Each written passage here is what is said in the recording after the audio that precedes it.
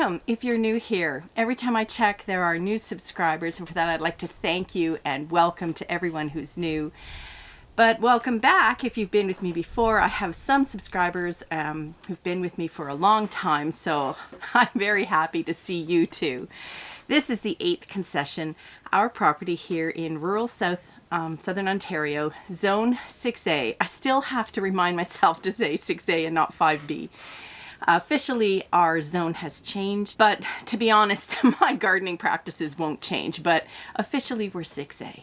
Today, I want to talk about something that I think will be meaningful for a lot of people in this time where grocery prices, no matter what country you live in, are going up all the time, and we're feeling a little, well, some people anyway, are feeling a little overwhelmed at the thought of how am I going to get groceries? How am I going to provide for my family? And is gardening worth it? Gardening can be expensive if you let it.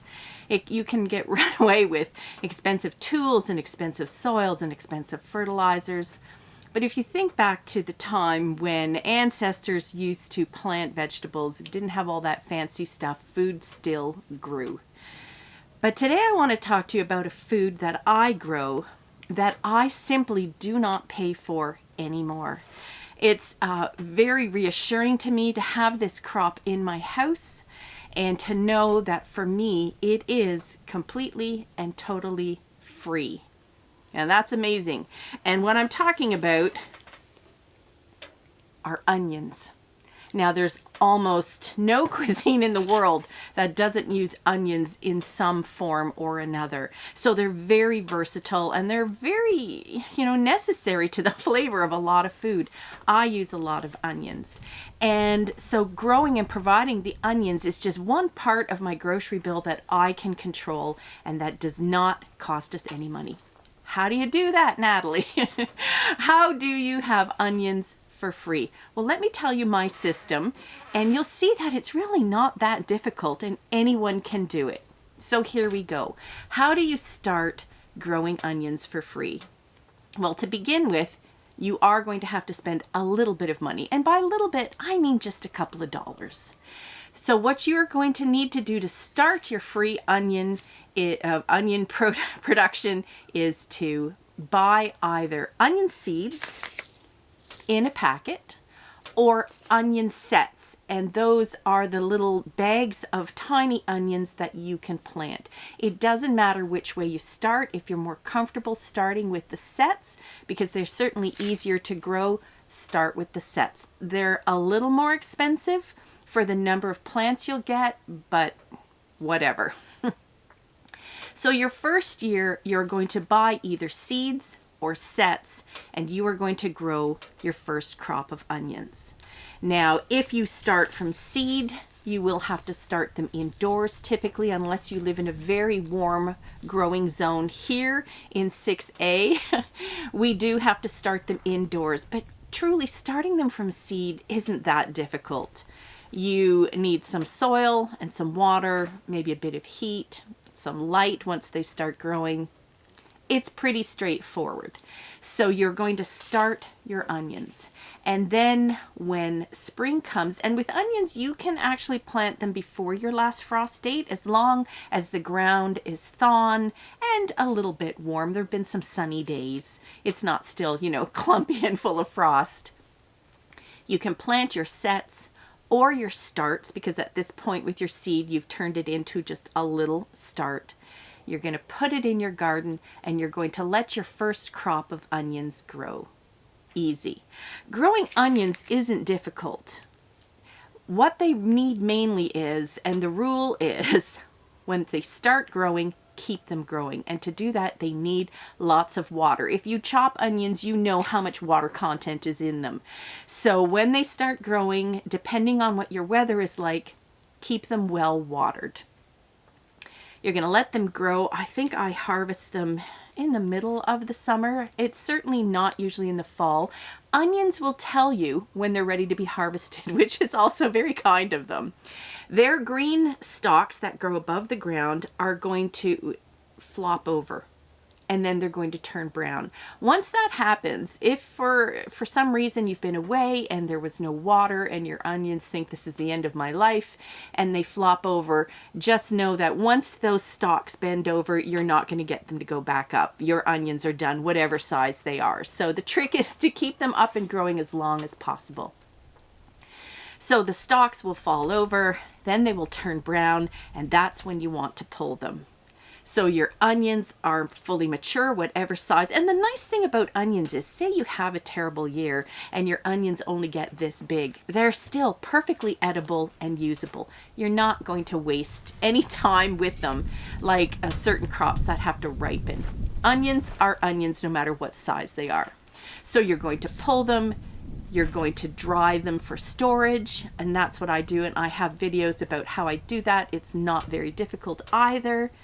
What I do is I take the onions and I set them out on trays with newspaper underneath to absorb any moisture. What you want them to do is dry on the outer layers.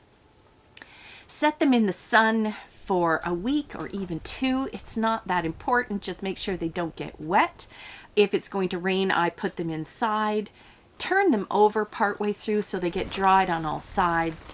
And then when it's time to keep them, you can braid the stems and make a nice onion braid, or you can cut the tops off and just have them in a storage container. Like I have these metal fish, and the reason I like to use these as opposed to a bin or a basket is you can see that with the wire, and that wire is on the bottom as well, they get a lot of airflow, and that's important to keep your onions from going moldy or soft when you store them.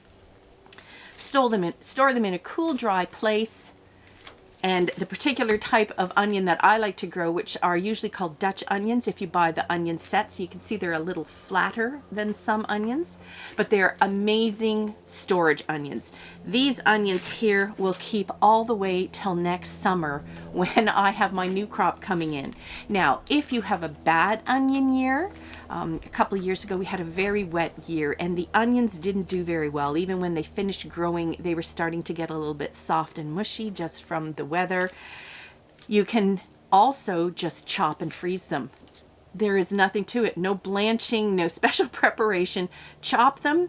I freeze them on trays so that they're nice and flat, so that when I put them in a Ziploc bag, they're broken up and I can scoop out whatever amount I need. And I sometimes do that with any kind of onions because it's just so convenient. If I'm making anything where the onions cook down, soups or stews or any kind of dishes like that, I do keep some in whole form for fried onions or whatever else, maybe onion rings, anything like that. I will keep them stored like this. So you're going to use your onions all year long. How lovely is that? Either frozen. You can also dehydrate them. I have tried that. Dehydrate them really nice and dry, and then you can run them through your food processor and make your own onion powder, or leave them as little onion flakes. You chop them nice and small. You've got dried onion flakes, put them in a jar. You can store them that way as well. If you're lucky enough to have a freeze dryer, you could also, of course, freeze dry them. So now you've been using your onions all year long. You've had plenty. You're very excited. You've kept some as whole onions. I don't recommend chopping and freezing or dehydrating all your onions.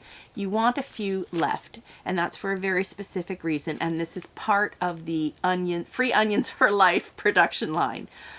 Come the spring, no matter how well you've dropped your onions, no matter what sort of perfect storage you have, you are going to have 1 or 2 or 3 or 4 or 5 of the onions start to sprout. They are going to get some green leaves coming out the top. Now, you can still use them at this stage if you need to, but what you want to do is you want to keep 2 or 3 of them back. Nice, healthy, large-looking onions that have started to sprout. And then when it comes to the next year, you are going to plant those onions, those 2 or 3, for a specific reason. You want to get onion seeds. Now, for that second year, you are again going to have to plant from seed or from sets. Now, if you've bought onion seeds, of course, you can probably just use the rest of the package and it won't cost you anything more. If you want to do sets a second time, you're going to have another $3 or so cost up front. But that year you're going to plant 2 or 3 onions that have sprouted in your garden, as well as your new onions, and you're going to let them grow. Now, onions are a type of vegetable that is biennial, and that means the first year they'll make a lovely, nice globe bulb. The second year, they will set flowers so that they are creating seeds. So when you plant an onion that you've kept through the winter and it started to sprout in the spring, it is not going to make a bigger bulb on the bottom. It is going to set flowers. Now, the flowers are quite cool. They're big globes of pretty flowers. They're nice to look at. The pollinators love them. And then as the season goes on, the flowers will die back, and you're going to get these funny looking, almost alien little pods where the flowers have been, and that's where the seeds are. So what even gave me the idea to do this video is today is the day that I am going to be actually harvesting my onion seeds. So at the end of the summer, when the flowers have all died back and you're left with this sort of alien looking onion flower, that's when you're going to harvest your onion seeds. Onion seeds are the easiest thing ever to harvest. Basically, you can see a bunch of them have fallen out into the tray. These little black seeds are your onion seeds, and when they're dry, they literally fall out of your flowers.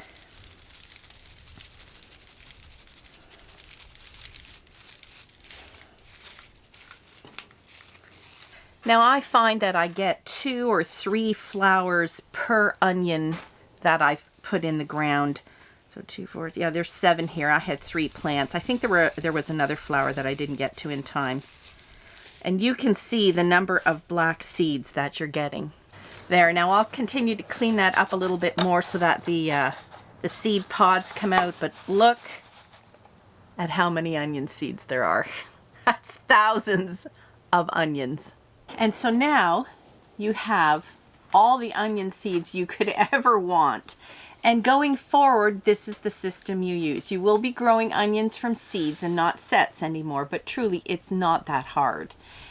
So each year you're going to harvest your onions, you're going to store some, you're going to freeze some, you're going to dehydrate some, you will keep some back just stored as whole onions, and each spring you'll plant 2 or 3 of them. So they'll go to flower and they'll provide you with seeds for the following year. And by doing this, which really doesn't take hardly any labor at all, you have a consistent, reliable supply of free onion seeds going forward, and you will never pay for your onions again. Well, I hope you take the plunge and help yourself to some free onions for life, because it is a wonderful feeling knowing that you can provide this one staple for your family at no cost to you, just using what nature does anyway, creating seeds and then creating onions. Happy planting. Bye for now.